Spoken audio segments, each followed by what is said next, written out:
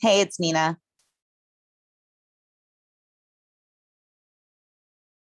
They're jumping on. Can you hear me, Nina?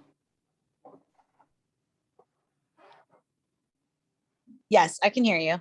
All right, fine. They're jumping on now. Sorry, we were on another Zoom link. I'm sorry, what was that? We were on another Zoom link. Oh, okay. I had sent the link to the other publicist that told me to send it to you, so I'm not sure why you didn't get it, but it's all good. I'm gonna see if he's in the room now. He is. Awesome.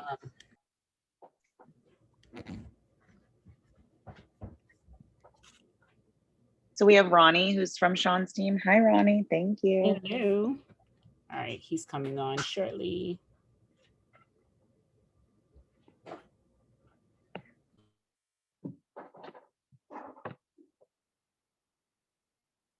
How's your day going, Nina? It's going well. It's going well. This week feels less frantic than last Tuesday, coming off from a 3-day weekend. Okay. But I know Ronnie can attest. She's also a publicist. It's just kind of nonstop. And I'm like, oh my God, it's September Back to back. 14th. Exactly. Like what? July 4th mode. Yo. I know that felt like so like recently. Oh. Sad. I'm thinking Christmas. Sorry. Maybe not. Christmas will be here fast. No, we are. Yeah. I'm working Christmas records. Totally.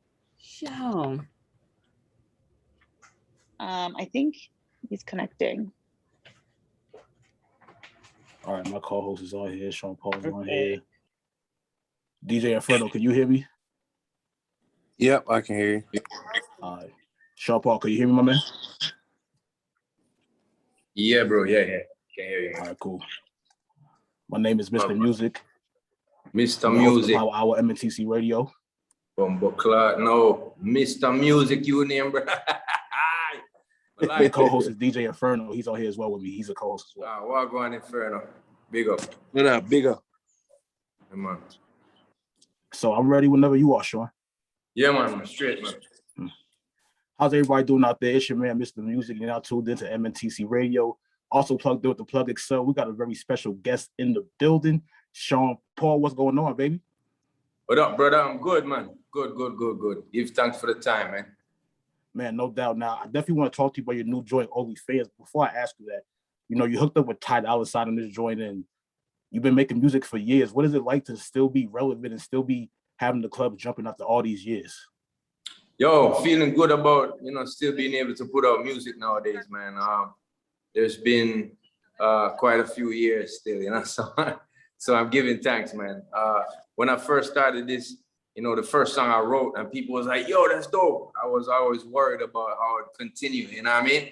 And I guess that's the driving force. I want to be able to continue. I want to be heard. I want people to listen to Vibe and see how I could contribute to the history at any time. So even when I was a younger player and still now as a more mature or established player, I got to do my thing, I have my thing to settle, No, that definitely makes sense to me. Now, I'm from Liberia, man, LIB, and I know you know about the LIB people. So when I first heard this OnlyFans, I've never been to Liberia, bro, but yeah, I'm already knowing. When I first heard this, I'm like, yo, this is crazy, and it had people going crazy. What was it like seeing the reaction to the track and to the video? Vibes, what you mean for this song? Yeah, for OnlyFans, yeah.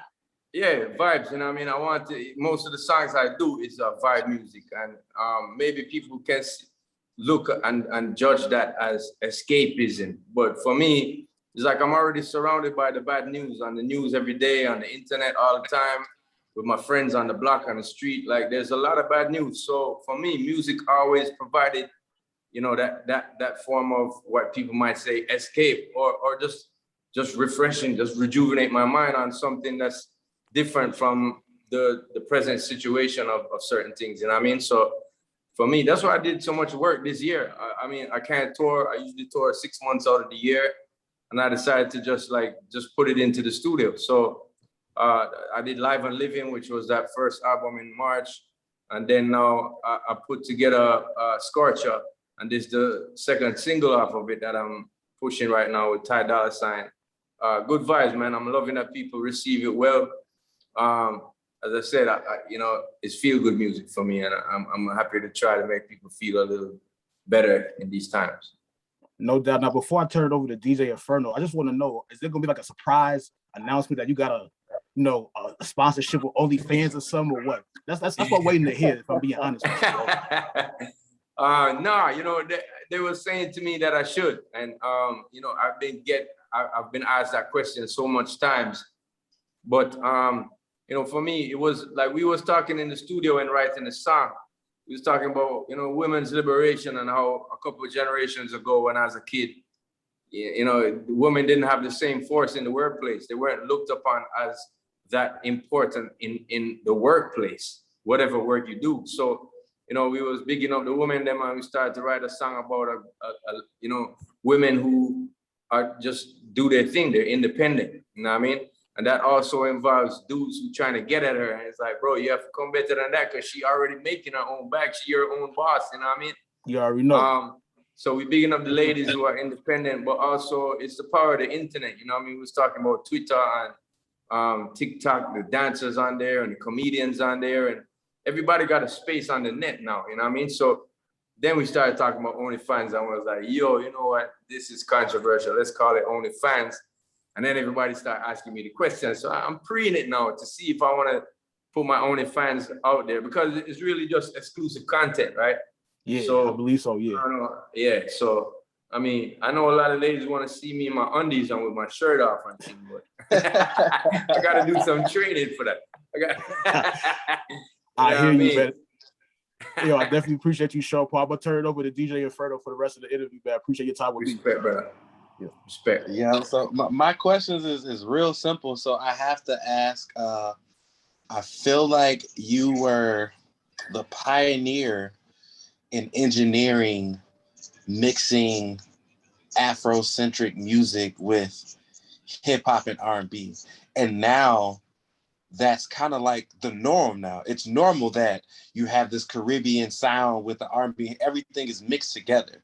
So, and I feel like you were one of the very first people to start doing this. My question is, how do you feel about the direction that it's going in now? And are there any current artists that you would like to work with in a collab to give that Caribbean / like urban hip hop vibe? Yeah, thanks for the accolades, bro. But I gotta say, big up to people like Supercat, Shabba Ranks. They was doing a flavor of like the first time I heard Biggie was on a Supercat song called "Darling My Baby." And yeah, that was a hip hop track, but it was Supercat's tune that he was putting out. So like these cats were the people that were like really blending the music. You know what I mean? Shabba did songs with KRS-One and like Johnny Gill on the R&B side. Even Shaggy stuff was kind of at first Mr. Boombastic. That's a hip hop track. That's a hip hop track from Cypress. Is it Cypress Hill? Yeah, Cypress Hill. So, big up to all of them who did it. Like Mad Lion came through, and a bag of people. Busta Rhymes always been blending it. So I think I came about at the right time where I was just ready with my lyrics, and definitely always wanted to work with people who were in that influence. And so also Shinehead, I gotta big him up. He was one of the first people I saw do it, and he did a few interludes on my first album, Stage One. And then we started working with people like the Neptunes and Clips.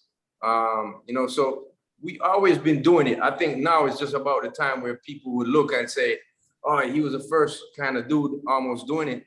But it's something in our culture. I always used to do those hip hop joints on dub plates for sound systems out here. So like I would be doing 45s that was real, just authentic dancehall. And then I started to do things like, in the city of Kingston, you know what I mean? Yeah. We be rocking, yeah, we be rocking Renaissance. We know the party, you know what I mean? It was like the Renaissance sound system. And I would mess with all that just to have like a difference in Jamaica, people hear it and be like, oh yeah, that's cool. So, you know, it was a trend in Jamaica from me growing up. People always kind of mixing it. We heard Special Ed was Jamaican. We heard Busta Rhymes Jamaican. We heard Slick Rick got Jamaican roots. We heard Funk Master Flex got Jamaican roots. You know what I'm saying? So we feel proud of that, and we always, my generation at least, started to mix and match the music. And then again, I started to work with, you know, Busta Rhymes on Make It Clap on these kind of things. And so for me, it's a no-brainer. I mean, I think that even from the beginning, Kool Herc, you know, having his parties and kind of doing what Grandmaster Flash kind of was doing, and same thing, cutting these break beats and just doing it on a big style like they did from Jamaica. So it was influenced from the beginning. Then it comes to now time, you know, I think that it's very much blended. Like you have a lot of songs that, what's Homeboy's name, man, in New York right now, the song that broke this year with the Back That Thing Up beat. Fella Great. Yeah, so that's a perfect example. He's like sitting right there in that cut. I mean, I hear you got, you know, Caribbean roots as well. People like Tory Lanez do. And so for me, it's a no-brainer, man. I think I would like to, I've worked with Tory Lanez recently. I worked with also the Migos, which I kind of put them on a more dancehall track, which was okay, that's really cool. For sure. Yeah, that you was got really to send cool. that to me directly. I got to break that in the club first, man. You got to send Yo, that. yo, that's out, man. That's been out. It's been out. It's a song called Body. You can check it out. A big video too. And I seen them in Europe, and they was like, yo, man, respect you. Then this was before Bad and Bougie broke. And they were like, yo, respect, because we've never had a song play on MTV in Europe. And that was because of that song started to do that. And then Bad and Bougie broke, and now they're all over the place. So, you know, things like that have been done. I think that I would love to kind of work with Uzi Vert. I like that dude's melodies, you know what I mean? I have not messed with a lot of trap music, but I do like the melodies, like, you know, with people like Sway Lee, them dudes, they be doing some mad melodies. So for me, they're the kind of kids I'll be working with that's kind of, you know, in a younger generation than me. They ain't brand new. A lot of times my problem with hip hop sometimes is like, it's always the topics, you know what I mean? Where my thing is I stick to the ladies a lot with my topics, because I think women are beautiful. I think we need to empower them. I think that music, like, you know, even saying Shake That Thing, where some people feel that I may be objectifying women. For me, it's like I'm bigging them up. I'm showing you that whatever you do, whatever size you is, whatever hairstyle you wearing, whatever bikini you got on, or tight pants, or barefoot skirt, or whatever it is you got on, I'm seeing you in the club, I'm seeing you in the dance, and I appreciate that, man. You know what I mean? I know many video ladies, and they ain't what people think they are, you know what I mean? They come to do a job. They're here to look sexy and get those looks and those views. And so, you know, I wish people would ease off of them. And that's what the song OnlyFans is about too. It's just like the empowerment of them, you know what I mean? Yeah, that's definitely that. Oh, what do you have next on the agenda as far as what you want to do, music and touring moving forward? How are you dealing with the music and also dealing with the whole COVID-19 Delta variant? What do you want to do in the going forward? You know, COVID gave me a lot of studio time, as I said. That's why I did these 2 albums. One was called Live and Living. I did it earlier this year, and it features all kind of hardcore dancehall acts, from Busy Signal to Buju Banton, to people like, you know, Junior Gang, to Skilly Bang and Massacre and Governor.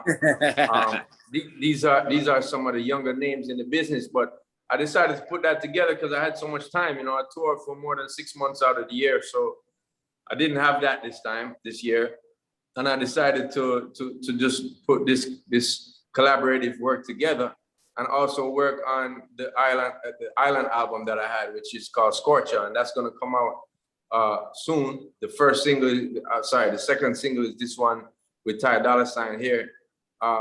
You know, the album is more of a international approach to production and writing, and even who I did collabs with on the Scorcher album. So that being said, you know, there was positives for me during the pandemic in terms of it gave me the studio time.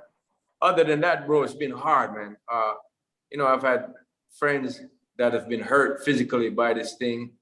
I've also had friends pass away, and icons, musical icons from here that we've lost within this year. It's just been a very hard year emotionally, and you know, it's been sad. So with that being said, as I said before, my music, I like to provide the soundtrack of light and happiness, you know what I mean? And so there are some very thoughtful tracks on there. Like there's a track with Tove Lo, it's called Calling on Me. It's about your loved ones. It's about being there for them. There's another track called, you know, what's the other track called? I could say somebody just wrote something, mashed up my thoughts. Sorry. Yeah. So the other track is called, yeah, It's a Good Day, Zine, and that's a big vibes. But most of the stuff on there is feel good music. Like I have a tune with Sia. Sia is, you know, me and her had a very big song a couple years ago. And I think this one is our next feel good tune. It's called Dynamite. You know what I mean? Or if you want to say dynamite or dandemite or dynamite, you can't say it that way too. You know what I mean? But yeah, it's a feel good tune. It's a feel good tune, and I think people of all sizes and colors and shapes and everything will like the tune. Shenseea for me is one of the most exciting things that's happening in dancehall world right now. You know, she's been moving from strength to strength. She could sing, she could DJ, and I really like how she's been doing. She looks amazing too. So I have her and Gwen Stefani on one Lovers Rock reggae song, big bad tune. So I'm looking forward to that. It's reminiscent of I'm Still in Love, the song I did with Sasha a couple whiles ago. And you know what I mean? I'm just looking for some good things with this album. Stylo G's on the album. Jada Kingdom is on the album. My boy Junior Gang and Nicky Jam on the album. So I got some little, you know, little vibes like that going on. Yeah, I just want to big up everybody and let them know, say the album is hot. That's why I call it Scorcher, and it will be out soon. You know what I mean? Can't give us a date on that, man. You know what I mean? No date on it yet. Just gonna say it's out soon. The date, yeah. Well, the song Dynamite is gonna drop on the 22nd of September, and then I think I'm gonna put the album out next year in February, like first week in February. Reason being, I kind of got held back with some red tape. I wanted it out from about May. I was trying to put out the single with Ty, and then I had to kind of hold back. There was a lot of things happening, and then I released it, and it's been going on good. And now I'm putting out the second single, as I said, Dynamite. And when that pops off, it will give me enough time to kind of warm up and throw the album out in February. So people can look forward to it them times. But as I said, big tune coming. I'm shooting the video in a few weeks, and then October, about the 22nd, is when that tune with me and Sia is gonna drop. Nice. Well, you know, we've been out here playing OnlyFans in the club. The ladies loving it. Yeah, Definitely it hits with the times, and it's a feel-good record, which a lot of the club music we've been missing lately because everything's damn near pretty much been about the trap. So hearing music that makes people want to dance and party again with that international vibe, but with that hip-hop feel, is definitely what we need to hear in the States. But other than that, we looking forward to the new album. We definitely feel that we still play the old stuff and we still playing the new stuff. So keep us posted, and thanks for taking the time out and meeting with us today. I appreciate that, bro. Thanks for the time, both of you, and keep doing what y'all do, man. Cause when I'm not in town, are you gonna keep me around, Zine? So give thanks. Yeah. Give thanks. I definitely appreciate that, Sean Paul. Now, before you get out of here, bro, do you mind doing a short little sweep for us? Yeah, just something small. You like, what's up, y'all? It's your man, Sean Paul, and you now plugged in with the Plug Excel. Plug Excel? Yeah. Okay. Bless them! Hey, yo, it's Alive and Living Scorcher coming at you, Sean Paul. You are now plugged in to Plug Excel. Keep it blazing, dirty. Yeah, perfect. Yeah. I appreciate that, my man. Give thanks. Nina, Yeah. you still on the line? If what? Yes, Nina. that was great. I'll Yeah. email you after. Ronnie and I will chat with you after. That was great. Thank you. Yeah, Okay. no problem, Nina. I'll send that Appreciate over to you bro. guys tomorrow. Respect. And I appreciate your time, Shaw Paul, brother. All right? Thank you, brother. No Yes, doubt. sir. Appreciate it. Bye, guys. Bye. Thank you. You're welcome. You're welcome.